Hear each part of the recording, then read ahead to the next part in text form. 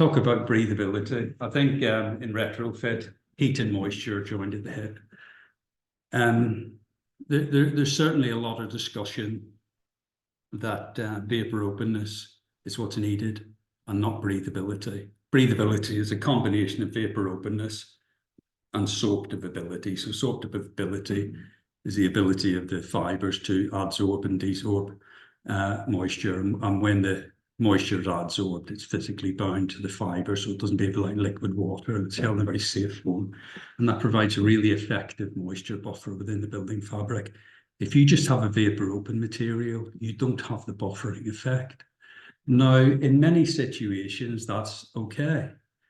But you can't say it's okay in all situations, because breathability and that moisture buffer stabilizes the moisture fluctuation within the building fabric.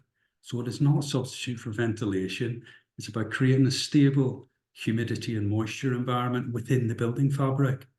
And mold that you can't see does as much damage in a property and to the health of the occupants as mold that you can see. So, you know, there's clearly a need in very many properties for a truly breathable insulation, and that can only really be delivered by natural fibre. And if you go back on the NFI previous events, you'll see there's been presentations on this subject, and hopefully when we do a bit of chopping on those videos, you'll be able to more readily see some of the information. But there's that moisture buffering aspect that's really important.